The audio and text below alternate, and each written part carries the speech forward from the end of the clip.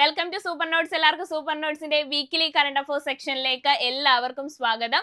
ഇന്ന് നമ്മുടെ weekly section ആണ്. ഈ വീക്ക് പഠിച്ച കാര്യങ്ങളൊക്കെ നമ്മൾ ഓർത്തെടുക്കാൻ പോവാണ്. ഇന്ന് ലൈവ് ഇല്ല, ഇന്ന് റെക്കോർഡഡ് ക്ലാസ് ആണ് നിങ്ങൾക്ക് വേണ്ടി വന്നിരിക്കുന്നത്.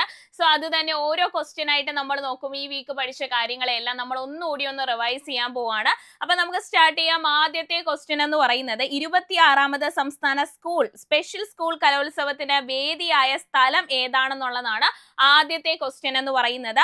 അത് തിരൂരാണ് അല്ലെ. നമ്മൾ പറഞ്ഞു സ്പെഷ്യൽ ആയിട്ടുള്ള കാര്യങ്ങളൊക്കെ എന്താണ് നമ്മൾ എപ്പോഴും തിരഞ്ഞെടുക്കണമെന്ന് നമ്മൾ പറഞ്ഞിട്ടുണ്ടായിരുന്നു അല്ലെ. അപ്പൊ ഓപ്ഷൻ ബി ആണ് നമ്മുടെ ആൻസർ എന്ന് പറയുന്നത്, തിരൂരാണ്. അപ്പൊ 26ാമത് സംസ്ഥാന സ്പെഷ്യൽ സ്കൂൾ കലോത്സവത്തിന്റെ വേദി എവിടെയാണെന്ന് ചോദിച്ചാൽ അത് എവിടെയാണ്? അത് തിരൂരാണ്. ഫസ്റ്റ് കിട്ടിയവരെയൊക്കെ നമ്മൾ പറഞ്ഞായിരുന്നു തൃശ്ശൂർ പൂരം നമുക്ക് എപ്പോഴും ഭയങ്കര സ്പെഷ്യൽ ആണ്. അപ്പൊ തൃശ്ശൂരാണ് ഫസ്റ്റ് പൊസിഷനിൽ നിൽക്കുന്നതെന്നും നമ്മൾ ഡിസ്കസ് ചെയ്തിട്ടുണ്ടായിരുന്നു അല്ലെ. അടുത്തതിലേക്ക് പോവാം. നമുക്കത് അടുത്ത ക്വസ്റ്റ്യനിലേക്ക് വന്നിരിക്കുകയാണ്. 2025 നവംബറിൽ നാഷണൽ ലീഗൽ സർവീസ് അതോറിറ്റിയുടെ എക്സിക്യൂട്ടീവ് ചെയർമാനായി നിയമിതനായത് ആരാണെന്നുള്ളതാണ് അടുത്ത ക്വസ്റ്റ്യൻ. അടുത്ത ക്വസ്റ്റ്യൻ ആൻസർ എന്താണ്? ജസ്റ്റിസ് വിക്രം നാഥ് ആണ് അല്ലെ. ഓപ്ഷൻ സി ആണ് നമ്മുടെ ആൻസർ എന്ന് പറയുന്നത്. ജസ്റ്റിസ് വിക്രം നാഥ് ആണ് 2025 നവംബറിൽ നാഷണൽ ലീഗൽ സർവീസ് അതോറിറ്റിയുടെ എക്സിക്യൂട്ടീവ് ചെയർമാനായി നിയമിതനായിട്ടുള്ളത്. ഓർത്തു വെച്ചേക്കണം, ഇമ്പോർട്ടന്റ് ആണ്, ജസ്റ്റിസ് വിക്രം നാഥ്. അടുത്ത ക്വസ്റ്റ്യനിലേക്ക് വന്നു കഴിഞ്ഞാൽ 2025 കമ്മിറ്റ്മെന്റ് ടു ഡെവലപ്മെന്റ് ഇൻഡെക്സിൽ പ്രകാരം ഇന്ത്യയുടെ റാങ്ക് എത്രയാണെന്നാണ്. ഇന്ത്യയുടെ റാങ്ക് എത്രയാണ്? അത് 36 ആണ് അല്ലെ. എങ്കിൽ ഒന്നാം സ്ഥാനത്തുള്ളത് ആരാണ്? അത് സ്വീഡൻ ആണ്. കമ്മിറ്റ്മെന്റ് ടു ഡെവലപ്മെന്റ് ഇൻഡെക്സിൽ ഒന്നാം സ്ഥാനത്തുള്ളത് ആരാണ്? സ്വീഡൻ ആണ് അല്ലെ. ഈ കമ്മിറ്റ്മെന്റ്സ് ഉള്ളവരൊക്കെ എന്താണ് ഭയങ്കര സ്വീറ്റ് ആയിട്ടാണ് എന്ന് എപ്പോഴും ഓർത്താൽ മതി. കമ്മിറ്റ്മെന്റ് ആയിട്ടുള്ള ആളുകളൊക്കെ എന്താണ് ഭയങ്കര സ്വീറ്റ് ആയിട്ടുള്ള പേഴ്സൺസ് ആണ്. സോ സ്വീഡൻ ആണ് ഒന്നാം സ്ഥാനത്തുള്ളത്. കമ്മിറ്റ്മെന്റ് ടു ഡെവലപ്മെന്റ് ഇൻഡെക്സ് പ്രകാരം ഇന്ത്യയുടെ റാങ്ക് എത്രയാണെന്ന് ചോദിച്ചാൽ അത് എത്രയാണ്? അത് 36 ആണ് കേട്ടോ. ഓപ്ഷൻ എ ആണ് നമ്മുടെ ആൻസർ എന്ന് പറയുന്നത്. സോ അടുത്ത ക്വസ്റ്റ്യനിലേക്ക് നമ്മൾ പോവുകയാണ്. അടുത്ത ക്വസ്റ്റ്യൻ ഇതാണ്. 1987 ശ്രീലങ്കയിലെ ആഭ്യന്തര പ്രശ്നങ്ങൾ പരിഹരിക്കാൻ ഇന്ത്യ അയച്ച സമാധാന സേന നടത്തിയ സൈനിക ഓപ്പറേഷന്റെ പേര് എന്താണെന്നുള്ളതാണ് അടുത്ത ക്വസ്റ്റ്യൻ ആയിട്ട് വന്നിരിക്കുന്നത്. 1987 ശ്രീലങ്കയിലെ ആഭ്യന്തര പ്രശ്നങ്ങൾ പരിഹരിക്കാൻ അയച്ച സമാധാന സേന നടത്തിയ സൈനിക ഓപ്പറേഷന്റെ പേരാണ്. ഓപ്പറേഷന്റെ പേര് സമാധാന സേനയാണ് അല്ലെ. സോ സമാധാനമുള്ളവരൊക്കെ പാവങ്ങളായിരിക്കും. അപ്പൊ ഓപ്പറേഷന്റെ പേരെന്താണ്? ഓപ്പറേഷൻ പവൻ എന്ന് പറയുന്നതാണ്. സമാധാനമുള്ളവരൊക്കെ എന്താണ്? പാവങ്ങളായിരിക്കും. സോ ഓപ്പറേഷന്റെ പേരെന്ന് പറയുന്നത് ഓപ്പറേഷൻ പവൻ എന്ന് പറയുന്നതാണ്. ഓർത്തു വെച്ചേക്കണം, ഇമ്പോർട്ടന്റ് ആണ്. നെക്സ്റ്റ് ക്വസ്റ്റ്യനിലേക്ക് നമ്മൾ വന്നിരിക്കുകയാണ്. ഏഷ്യൻ പവർ സൂചികയിൽ അമേരിക്കയ്ക്കും ചൈനയ്ക്കും പിറകിൽ മൂന്നാമതായി മാറിയത് ആരാണ് എന്നാണ് ചോദിച്ചിരിക്കുന്നത്. ഏഷ്യൻ പവർ സൂചികയിലാണ് അമേരിക്കയ്ക്കും ചൈനയ്ക്കും പുറകിൽ മൂന്നാമതായിട്ട് മാറിയത് ആരാണ്? മൂന്നാമതായിട്ട് മാറിയത് അത് വേറെ ആരുമല്ല. ആരാണ്? അത് നമ്മുടെ ഇന്ത്യയാണ് അല്ലെ. ഓപ്ഷൻ ബി ആണ് നമ്മുടെ ആൻസർ എന്ന് പറയുന്നത്. അമേരിക്കക്കും ചൈനയ്ക്കും പിന്നാലെ മൂന്നാം സ്ഥാനത്താണ് നമ്മുടെ ഇന്ത്യ എന്ന് പറയുന്നത്. ഏഷ്യൻ പവർ സൂചികയുടെ കാര്യം നമ്മൾ പറഞ്ഞിട്ടുണ്ടായിരുന്നു. സാമ്പത്തിക, സൈനിക, നയതന്ത്ര മേഖലയിൽ ഏഷ്യയിലെ 27 രാജ്യങ്ങൾ, ഏഷ്യ പസഫിക്കിലെ 27 രാജ്യങ്ങളിൽ വെച്ച് നോക്കിയ ഈ ഒരു ഇൻഡെക്സിൽ, ഈ ഒരു റിപ്പോർട്ടിൽ എന്താണ് നമ്മുടെ അമേരിക്കക്കും ചൈനയ്ക്കും പിറകില് മൂന്നാം സ്ഥാനത്ത്. കഴിഞ്ഞ വർഷത്തെ ഒരു റിപ്പോർട്ട് എടുത്തു കഴിഞ്ഞാൽ ജപ്പാൻ ആയിരുന്നു മൂന്നാം സ്ഥാനത്തെങ്കിൽ ജപ്പാനെ മറികടന്നുകൊണ്ട് ആര് വന്നിരിക്കുകയാണ്? നമ്മുടെ ഇന്ത്യ വന്നിരിക്കുകയാണ്. പഠിച്ചു വെച്ചേക്കണം. ഏഷ്യ പസഫിക് മേഖലയിലെ 27 രാജ്യങ്ങളുടെ സൈനിക, സാമ്പത്തിക, നയതന്ത്ര വിലയിരുത്തലുകളുടെ അടിസ്ഥാനത്തിലാണ് റിപ്പോർട്ട് തയ്യാറാക്കിയിരിക്കുന്നത്. സൂചികയിൽ അമേരിക്ക എത്ര പോയിന്റോടെയാണ്? 80.4 പോയിന്റോടുകൂടി ഒന്നാം സ്ഥാനത്താണ്. ഈ ഇൻഡെക്സ് പ്രകാരം അമേരിക്കയുടെ ഏറ്റവും താഴ്ന്ന ഒരു സ്കോർ ആണ് 80.4 എന്ന് പറയുന്നത്. പക്ഷെ എങ്കിലും അവരെന്താണ് ഒന്നാം സ്ഥാനത്താണ് നിൽക്കുന്നത്. ചൈന എന്ന് പറയുന്നത് 73.7 പോയിന്റോടുകൂടി രണ്ടാം സ്ഥാനത്തും, മൂന്നാം സ്ഥാനത്ത് 40 പോയിന്റോടുകൂടി ആരാണ്? അത് ഇന്ത്യയുമാണ് മൂന്നാം സ്ഥാനത്ത് നിൽക്കുന്നത് എന്ന് പഠിച്ചു വെച്ചേക്കണം, ഇമ്പോർട്ടന്റ് ആണ്. സോ അടുത്ത ക്വസ്റ്റ്യനിലേക്ക് നമ്മൾ വരികയാണ്. കൊതുക് വഴി പടരുന്ന ഡെങ്കിപ്പനിയെ പ്രതിരോധിക്കാൻ ലോകത്തെ ആദ്യത്തെ ഒറ്റ ഡോസ് വാക്സിൻ അംഗീകാരം നൽകിയ രാജ്യം ഏതാണ്? ആദ്യത്തെ ഒറ്റ ഡോസ് വാക്സിൻ നമ്മൾ ഇത് പഠിച്ചപ്പോൾ പറഞ്ഞു. ഈ ഒറ്റ ഡോസ് വാക്സിൻ വന്നപ്പോഴേ എന്താണ് ചൈന 3 കോടി ഡോസിന് ഓർഡർ കൊടുത്തിരിക്കുകയാണെന്ന് പറഞ്ഞല്ലേ. ചൈന അപ്പൊ തന്നെ ഓർഡർ കൊടുത്തു ഈ ഒറ്റ ഡോസ് വാക്സിൻ വന്നപ്പം. അപ്പൊ കൊതുക് വഴി പകരുന്ന ഡെങ്കിപ്പനിയെ പ്രതിരോധിക്കാൻ ലോകത്തെ ആദ്യത്തെ ഒറ്റ ഡോസ് വാക്സിൻ കൊണ്ടുവന്നത് ബ്രസീലിലാണ് അല്ലെ. ബ്രസീലിലാണ്. ബുദ്ധൻ എന്തുമായിട്ട് വന്നു? വാക്സിനുമായിട്ട് വന്നു എന്ന് നമ്മൾ ക്ലാസ്സിൽ പറഞ്ഞിട്ടുണ്ടായിരുന്നു. അപ്പൊ എന്താണ് വാക്സിന്റെ പേര്? ബുദൻഡൻ DV എന്ന് പറയുന്നതാണ് അല്ലെ. ബുദൻഡൻ DV അല്ലെങ്കിൽ ബുദൻഡൻ TV എന്ന് പറയുന്നതാണ് ആ ഒരു വാക്സിന്റെ പേര്. ബ്രസീലിലാണ് ഈ ഒറ്റ ഡോസ് വാക്സിൻ കൊണ്ടുവന്നത്. ഇതിനു മുന്നേ യൂസ് ചെയ്തിരുന്നത് ഏതാണ്? അത് ടാങ്ക് 003 എന്ന് പറയുന്ന വാക്സിൻ ആണ്. ഡെങ്കി വാക്സിൻ ആയിരുന്നു ഇതിനു മുന്നേ ഉണ്ടായിരുന്നത്. ഇത് 3 മാസത്തെ ഇടവേളയിൽ 2 ഡോസ് എടുക്കേണ്ടതാണ്. ടാങ്ക് 003 എന്ന് പറയുന്നത് ഇതാണ് നിലവിൽ ലഭ്യമായ ഏക ഡെങ്കി വാക്സിൻ എന്ന് പറയുന്നത്. ഇതിനു പുറമെയാണ് ബ്രസീൽ എന്ത് കൊണ്ടുവന്നത്? ഒറ്റ ഡോസ് വാക്സിൻ കൊണ്ടുവന്ന അത് ബുദൻഡൻ DV എന്ന് പറയുന്നതാണ്. ബ്രസീലിൽ ബുദ്ധൻ എന്തുമായിട്ട് വന്നു? ഡെങ്കി വാക്സിനുമായിട്ട് വന്നു. ഒറ്റ ഡോസ് ഡെങ്കി വാക്സിനുമായിട്ട് വന്നു എന്ന് നമ്മൾ പഠിച്ചു വെച്ചതാണ്. 12 വയസ്സ് മുതൽ 59 വയസ്സ് വരെയുള്ളവർക്ക് എന്താണ് ഇത് ഉപയോഗിക്കാൻ പറ്റുന്നുണ്ട്. 12 വയസ്സ് മുതൽ 59 വയസ്സ് വരെയുള്ളവർക്കാണ് ഇത് ഉപയോഗിക്കാൻ കഴിയുന്നത് എന്നുകൂടി പഠിച്ചു വെച്ചേക്കണം. ഇമ്പോർട്ടന്റ് ആണ് കേട്ടോ. ഇനി അടുത്തതിലേക്ക് വന്നാൽ സ്വകാര്യ മേഖലയിൽ നിർമ്മിച്ച ആദ്യത്തെ PSLV റോക്കറ്റ് ഉപയോഗിച്ച് വിക്ഷേപിക്കുന്ന ISROയുടെ ഭൂനിരീക്ഷണ ഉപഗ്രഹമാണ് ഏതെന്ന് പറയുന്നത്? അത് EOS-10 എന്ന് പറയുന്നതാണ്. ഓർത്തു വെച്ചേക്കണം. സ്വകാര്യ മേഖലയിൽ നിർമ്മിച്ച ആദ്യത്തെ PSLV റോക്കറ്റ് ഉപയോഗിച്ച് വിക്ഷേപിക്കുന്ന ISROയുടെ ഭൂനിരീക്ഷണ ഉപഗ്രഹമാണ് ഏതെന്ന് പറയുന്നത്? EOS-10 എന്ന് പറയുന്നത്. നമ്മുടെ സ്വകാര്യ മേഖലയിലെ PSLVയുടെ നിർമ്മാതാക്കൾ ആരാണ്? അത് ഹിന്ദുസ്ഥാൻ HAL-ഉം ഹിന്ദുസ്ഥാൻ എയറോനോട്ടിക് ലിമിറ്റഡും അതുപോലെ തന്നെ L&Tയും ചേർന്നുള്ള കൺസോർഷ്യമാണ് അല്ലെ സ്വകാര്യ മേഖലയിലെ PSLVയുടെ നിർമ്മാതാക്കൾ എന്ന് പറയുന്നത്. ഇവിടെ EOS-8 എന്ന് പറയുന്ന ഒരു കാര്യം കൂടി കിടപ്പുണ്ട്. ഈ EOS-8 എന്ന് പറയുന്നതും അതും ഒരു ഭൂനിരീക്ഷണ ഉപഗ്രഹം തന്നെയാണ് ISROയുടേത്. ISROയുടെ SSLVയുടെ അവസാനത്തെ, അതായത് ചെലവ് കുറഞ്ഞ ചെറിയ ഉപഗ്രഹങ്ങളെയൊക്കെ വിക്ഷേപിക്കുന്നതാണ് SSLV റോക്കറ്റിലാണ്. ഇതിന്റെ ഈ ഒരു SSLVയുടെ അവസാനത്തെ വിക്ഷേപണമാണ് ഏതെന്ന് പറയുന്നത്? EOS-10 എന്ന് പറയുന്നത്. അപ്പൊ സ്വകാര്യ മേഖലയിലെ PSLV റോക്കറ്റ് ഉപയോഗിച്ച് വിക്ഷേപിക്കുന്ന ISROയുടെ ഭൂനിരീക്ഷണ ഉപഗ്രഹം ചോദിച്ചാൽ അതേതാണ്? അത് EOS-10 എന്ന് പറയുന്നതാണ്. ഓർത്തു വെച്ചേക്കണം. ഇമ്പോർട്ടന്റ് ആണ് കേട്ടോ. നമ്മൾ പറഞ്ഞു റോക്കറ്റിന്റെ നിർമ്മാതാക്കൾ ആരാണ്? Hindustan aeronautic limited. അതായത് ISROയുടെയാണ് PSLV എന്ന് പറയുന്നത്. ISRO ആണ് ഇതുവരെ എന്താണ് റോക്കറ്റുകൾ നിർമ്മിച്ചിരുന്നത്. 2022ലാണ് ആ ഒരു കൺസോർഷ്യത്തിന്, അതായത് ഹിന്ദുസ്ഥാൻ എയറോനോട്ടിക് ലിമിറ്റഡും L&Tയും ചേർന്നുള്ള കൺസോർഷ്യത്തിന് കൈമാറുന്നത്. സ്വകാര്യ PSLVയുടെ നിർമ്മാതാക്കൾ ആരാണെന്ന് ചോദിച്ചാൽ ഹിന്ദുസ്ഥാൻ എയറോനോട്ടിക് ലിമിറ്റഡും ലാസർ ടൂബ്രോ L&Tയും ചേർന്ന കൺസോർഷ്യമാണ് സ്വകാര്യ PSLVയുടെ നിർമ്മാതാക്കൾ എന്ന് പറയുന്നത്. ഇവർ ഓൾറെഡി പറഞ്ഞിട്ടുണ്ട് ആദ്യത്തെ വിക്ഷേപണങ്ങൾ ആർക്ക് വേണ്ടിയിട്ടുള്ളതായിരിക്കണം? ആദ്യത്തെ വിക്ഷേപണങ്ങൾ ISROയ്ക്ക് വേണ്ടിയിട്ടുള്ളതായിരിക്കണം. പിന്നീട് സ്വകാര്യ മേഖലയിലേക്ക് വിക്ഷേപണങ്ങൾ നടത്താം എന്നാണ് ഇവിടെ പറഞ്ഞു വെച്ചിരിക്കുന്നത് എന്നുകൂടി ഒന്ന് മനസ്സിലാക്കിയേക്കണം. ഇമ്പോർട്ടന്റ് ആണ് കേട്ടോ. ഇനി ISROയുടെ PSLVയിലേക്ക് വന്നു കഴിഞ്ഞാൽ 54 വിക്ഷേപണ മികവിൽ മുന്നിലാണ് അല്ലെ. ടോട്ടൽ എത്രയാണ്? 54 വിക്ഷേപണങ്ങൾ ISROയുടെ PSLV നടത്തിയിട്ടുണ്ട്. 1993ലാണ് PSLV റോക്കറ്റ് ISRO അവതരിപ്പിക്കുന്നത്. എന്നാണ് അവതരിപ്പിക്കുന്നത്? 1993ലാണ് അവതരിപ്പിക്കുന്നത്. 2000 കിലോ വരെ ഭാരമുള്ള ഉപഗ്രഹങ്ങളെ ബഹിരാകാശത്ത് എത്തിക്കാൻ സാധിക്കുന്നതാണ്. ഇതുവരെ എത്ര വിക്ഷേപണങ്ങൾ? 54 വിക്ഷേപണങ്ങളാണ് നടത്തിയിട്ടുള്ളത്. ലോകത്തിലെ ഏറ്റവും കരുത്തുറ്റ റോക്കറ്റുകളിൽ ഒന്നാണ് ഏതെന്ന് പറയുന്നത്? PSLV, ISROയുടെ PSLV എന്ന് പറയുന്നത്. അപ്പൊ 54 വിക്ഷേപണങ്ങളിൽ മുന്നിലാണ്. അതുപോലെ തന്നെ 2000 കിലോഗ്രാം ഭാരമുള്ള ഉപഗ്രഹങ്ങളെ വരെ എങ്ങോട്ട് എത്തിക്കാൻ പറ്റും? ബഹിരാകാശത്തേക്ക് എത്തിക്കാൻ പറ്റും. ഇതുവരെ 54 വിക്ഷേപണങ്ങൾ നടത്തിയിട്ടുണ്ട്. ലോകത്തിലെ ഏറ്റവും മികച്ച റോക്കറ്റുകളിൽ ഒന്നാണ് നമ്മുടെ ISROയുടെ PSLV എന്ന് പറയുന്നത്. ഓർത്തു വെച്ചേക്കണം, പഠിച്ചു വെച്ചേക്കണം. വളരെ ഇമ്പോർട്ടന്റ് ആണ് കേട്ടോ. ഓക്കെ, ഇതാ നമ്മൾ അടുത്ത ക്വസ്റ്റ്യനിലേക്ക് വന്നു. ലോകത്തിലെ ഏറ്റവും പ്രായം കുറഞ്ഞ ചെസ് പരിശീലക ആരാണെന്നുള്ളതാണ് അടുത്ത ക്വസ്റ്റ്യൻ ആയിട്ട് ചോദിച്ചിട്ടുള്ളത്. അത് അല്ലു അർഹയാണ് അല്ലെ. അർഹതപ്പെട്ട ഒരു അംഗീകാരം അല്ലു അർഹയ്ക്ക് ലഭിച്ചു എന്നൊക്കെ നമ്മൾ പറഞ്ഞതാണ്. ലോകത്തിലെ ഏറ്റവും പ്രായം കുറഞ്ഞ ചെസ് പരിശീലകയാണ് ആരെന്ന് പറയുന്നത്? അല്ലു അർജുന്റെ മകളാണ് അല്ലു അർഹ എന്ന് പറയുന്നത് അല്ലെ. അല്ലു അർഹ എന്ന് പറയുന്നതാണ്. ഓർത്തു വെച്ചേക്കണം. നമ്മൾ എവിടെ എന്ത് പറഞ്ഞു? അർഹതപ്പെട്ട ഒരു അംഗീകാരം ലഭിച്ചു അർഹയ്ക്കാണ് അല്ലെ. ഏറ്റവും പ്രായം കുറഞ്ഞ, ലോകത്തിലെ ഏറ്റവും പ്രായം കുറഞ്ഞ ചെസ് പരിശീലക എന്ന് പറയുന്നത്. നെക്സ്റ്റ് ക്വസ്റ്റ്യനിലേക്ക് വരാം. അടുത്തത് നമുക്ക് ശ്രീലങ്കൻ തീരത്ത് സമീപം രൂപം കൊണ്ട ഒരു ചുഴലിക്കാറ്റിനെ കുറിച്ചാണ് അല്ലെ നമ്മൾ പഠിക്കുന്നത്. 2025 നവംബറിൽ ബംഗാൾ ഉൾക്കടലിൽ ശ്രീലങ്കൻ തീരത്ത് രൂപം കൊണ്ട ചുഴലിക്കാറ്റാണ് ഏതെന്ന് പറയുന്നത്?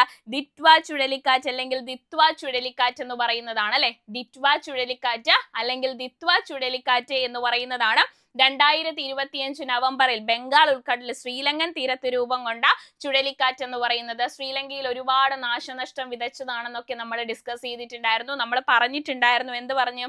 ശ്രീലങ്കയിൽ ഒരുപാട് ദുരന്തങ്ങൾ, ഇതിന്റെ ഒരു പ്രത്യാഘാതം നമ്മുടെ എങ്ങോട്ടേക്കും തമിഴ്നാട് ഭാഗത്തേക്കൊക്കെ വന്നിട്ടുണ്ടായിരുന്നു. നമ്മുടെ INS വിക്രാന്ത് പോലും നമ്മൾ രക്ഷാപ്രവർത്തനത്തിന് വേണ്ടി വിട്ടുകൊടുത്തിട്ടുണ്ടായിരുന്നു എന്നൊക്കെ പറഞ്ഞിട്ടുണ്ടായിരുന്നു, നമ്മൾ പഠിച്ചിട്ടുണ്ടായിരുന്നു.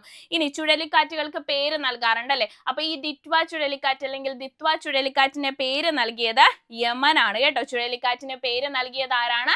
യമൻ ആണ് പേര് നൽകിയിട്ടുള്ളത് എന്ന് ഓർത്തു വെച്ചേക്കുക. ചുഴലിക്കാറ്റിന്റെ പേരിന്റെ അർത്ഥം എന്താണ്? അർത്ഥമുള്ള പേരുകളാണ് അല്ലെ? ചുഴലിക്കാറ്റിന് അർത്ഥമുള്ള പേരുകളാണ് നൽകുന്നത്.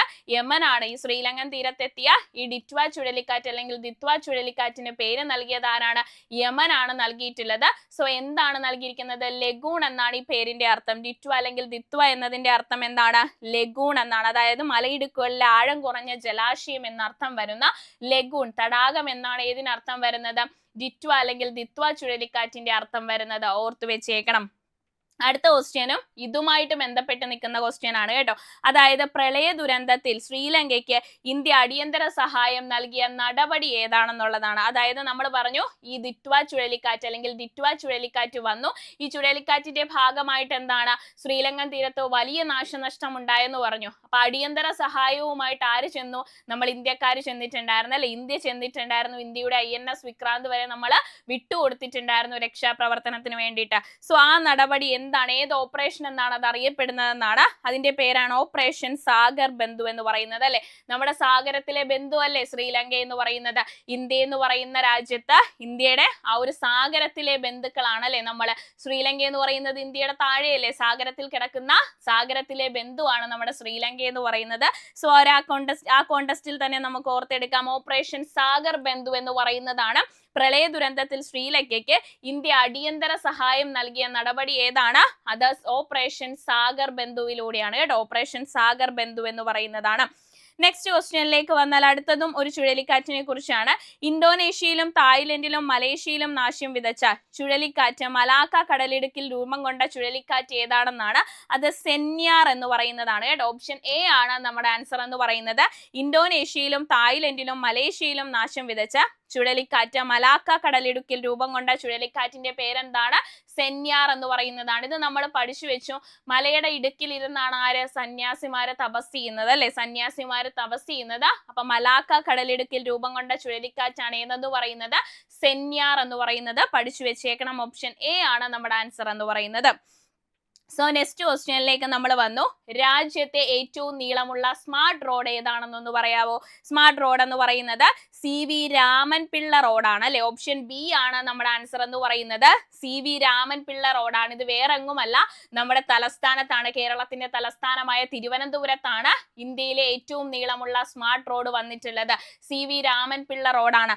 ആന്ധ്രാപ്രദേശിലെ ഗോൾഡൻ മെയിൽ ഇതാ ഇവിടെ കൊടുത്തിട്ടുണ്ട്. ആന്ധ്രാപ്രദേശിലെ ഗോൾഡൻ മെയിൽ റോഡിനെ മറികടന്നുകൊണ്ട് ഇതുവരെ ആന്ധ്രാപ്രദേശിലെ ഗോൾഡൻ മൈൽ റോഡ് ആയിരുന്നു രാജ്യത്തെ ഏറ്റവും നീളം കൂടിയ സ്മാർട്ട് റോഡ് എന്ന് പറയുന്നത്.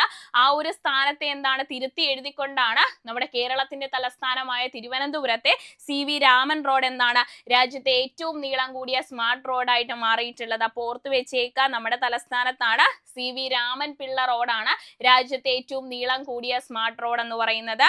ഇമ്പോർട്ടന്റ് ആണ് കേട്ടോ. ഓക്കെ, അടുത്ത ക്വസ്റ്റ്യനിലേക്ക് നമ്മൾ വന്നു. എല്ലാ വർഷവും നാവികസേന ദിനമായിട്ട് ആചരിക്കുന്നത് എന്നാണെന്നാണ് ചോദിച്ചിരിക്കുന്നത്. എല്ലാ വർഷവും നാവികസേന ദിനമായി ആചരിക്കുന്നത് എന്നാണ്. അത് ഡിസംബർ 4-ാം തീയതിയാണ് അല്ലെ? ഡിസംബർ 4-ാം തീയതിയാണ്. ഈ വർഷത്തെ നാവികസേന ഉദ്ഘാടനം ചെയ്തത് എവിടെയാണ്? അതും നമ്മുടെ തലസ്ഥാനത്ത് ശംഖുമുഖം തീരത്താണ് അല്ലെ? ശംഖുമുഖത്തിന്റെ തീരത്താണ് നമ്മുടെ പ്രസിഡന്റ് ആയിട്ടുള്ള ദ്രൗപദി മുർമുവാണ് ഉദ്ഘാടന കർമ്മങ്ങൾ നിർവഹിച്ചത്. വളരെ അത്യുജ്വലമായ അഭ്യാസ പ്രകടനങ്ങളൊക്കെയായിരുന്നു ശംഖുമുഖം സാക്ഷിയായത് അല്ലെ? നമ്മുടെ നാവികസേനയുടെ ഒക്കെ നല്ല അത്യുജ്വലമായിട്ടുള്ള സൈനിക അഭ്യാസ പ്രകടനങ്ങളൊക്കെ ശംഖുമുഖം തീരത്ത് നടന്നിട്ടുണ്ടായിരുന്നു. സോ നാവികസേന ദിനം എന്ന് പറയുന്നത് ഡിസംബർ 4-ആണ്. ഇപ്രാവശ്യത്തെ നടന്നത് നമ്മുടെ തലസ്ഥാനത്ത് ശംഖുമുഖം തീരത്താണ്. അപ്പോൾ അവിടെ ഉദ്ഘാടനം ചെയ്തത് നമ്മുടെ പ്രസിഡന്റ് ദ്രൗപദി മുർമു ആണ് ചടങ്ങുകൾ ഉദ്ഘാടനം ചെയ്തത് എന്നുകൂടി പഠിച്ചു വെച്ചേക്കാം. എന്താണ് നാവികസേന ദിനമായിട്ട് ആചരിക്കാൻ കാരണം? നമ്മുടെ ബംഗ്ലാദേശ് എന്ന് പറയുന്ന ഒരു രാജ്യം ഉണ്ടായത് നമ്മുടെ നാവികസേനയ്ക്ക് വലിയൊരു പങ്കുണ്ട് അല്ലെ. ഓപ്പറേഷൻ ട്രൈഡന്റ് എന്ന് പറയുന്ന ആ ഒരു ഓപ്പറേഷനെ ആ ഒരു ഓപ്പറേഷന്റെ ഓർമ്മയ്ക്ക് വേണ്ടിയിട്ടാണ് അത് അത്യുജ്വലമായ നമ്മുടെ നാവികസേന നടത്തിയ ഏറ്റവും വിപുലമായിട്ടുള്ള ഏറ്റവും ശക്തമായിട്ടുള്ള ഒരു ഓപ്പറേഷൻ ആയിരുന്നു ഓപ്പറേഷൻ ട്രൈഡന്റ് എന്ന് പറയുന്നത്. അതിന്റെ ഒരു ഓർമ്മപ്പെടുത്തൽ കൂടിയാണ് ഈ ഡിസംബർ 4 എന്ത് നാവികസേന ദിനമായിട്ട് നമ്മൾ ആചരിക്കുന്നത് എന്നുകൂടി പഠിച്ചു വെച്ചേക്കണം. ഇമ്പോർട്ടന്റ് ആണ് കേട്ടോ. ഓക്കെ, അടുത്തതിലേക്ക് നമ്മൾ വന്നു. ഏകദിന ക്രിക്കറ്റിൽ ഏറ്റവും കൂടുതൽ സെഞ്ചുറി എന്ന റെക്കോർഡ് സ്വന്തമാക്കിയത് ആരാണ് എന്നുള്ളതാണ്. ഏകദിന ക്രിക്കറ്റിൽ ഏറ്റവും കൂടുതൽ, അതായത് ക്രിക്കറ്റിൽ ഒരു ഫോർമാറ്റിൽ ഏറ്റവും കൂടുതൽ സെഞ്ചുറി നേടിയ താരം എന്നുള്ള റെക്കോർഡ് 54 സെഞ്ചുറികൾ നേടിയിട്ടുള്ള സച്ചിന്റെ പേരിലായിരുന്നു. ഈ റെക്കോർഡ് തിരുത്തി എഴുതി 53 സെഞ്ചുറികളോടുകൂടി ഈ റെക്കോർഡ് തിരുത്തി എഴുതിയത് ആരാണെന്ന് ചോദിച്ചാൽ അത് വിരാട് കോഹ്ലിയാണ് കേട്ടോ. കോഹ്ലി 53 സെഞ്ചുറികളാണ് ഏകദിനത്തിൽ. ക്രിക്കറ്റിൽ ഏറ്റവും കൂടുതൽ സെഞ്ചുറി എന്ന റെക്കോർഡ് സച്ചിന്റെ പേരിലായിരുന്നു. സച്ചിന്റെ പേരിൽ ഉണ്ടായിരുന്ന ഈ റെക്കോർഡ് തിരുത്തി എഴുതിക്കൊണ്ട് 53 സെഞ്ചുറികളോടുകൂടി ഈ റെക്കോർഡ് തിരുത്തി എഴുതിയത് ആരാണ്? അത് കോഹ്ലിയാണ്, വിരാട് കോഹ്ലിയാണ്. ഏകദിനത്തിൽ ഏറ്റവും കൂടുതൽ സെഞ്ചുറി നേടുന്ന റെക്കോർഡ് ആരുടെ പേരിലാണെന്ന് ചോദിച്ചാൽ അത് വിരാടിന്റെ പേരിലാണെന്ന് ഓർത്ത് വെച്ചേക്കണം. അന്താരാഷ്ട്ര സെഞ്ചുറികളുടെ കണക്കിൽ അന്താരാഷ്ട്ര സെഞ്ചുറികളായി വിരാടിന്റെ പേരിലുള്ളത് 84 സെഞ്ചുറികളാണ് കേട്ടോ. 84 അന്താരാഷ്ട്ര സെഞ്ചുറികളാണ് ആരുടെ പേരിലുള്ളത്? വിരാട് കോഹ്ലിയുടെ പേരിലുള്ളത്. അപ്പൊ അന്താരാഷ്ട്ര ക്രിക്കറ്റിൽ ഏറ്റവും കൂടുതൽ സെഞ്ചുറി നേടിയവരുടെ പട്ടിക എടുത്തു നോക്കിയാൽ 2ാം സ്ഥാനത്താണ് കോഹ്ലി ഉള്ളത്. അപ്പൊ അന്താരാഷ്ട്ര തലത്തിൽ 84 സെഞ്ചുറികളാണ് ആര് നേടിയിട്ടുള്ളത്? വിരാട് നേടിയിട്ടുള്ളത്. ആ ഒരു പട്ടികയിൽ അന്താരാഷ്ട്ര ക്രിക്കറ്റിൽ ഏറ്റവും കൂടുതൽ സെഞ്ചുറി നേടുന്നവരുടെ പട്ടികയിൽ 2ാം സ്ഥാനമാണെങ്കിൽ അവിടെ 1ാം സ്ഥാനത്ത് ആരാണ്? അവിടെ ഇപ്പോഴും 1ാം സ്ഥാനത്ത് സച്ചിൻ തന്നെയാണ് തലപ്പത്ത് നിൽക്കുന്നത്.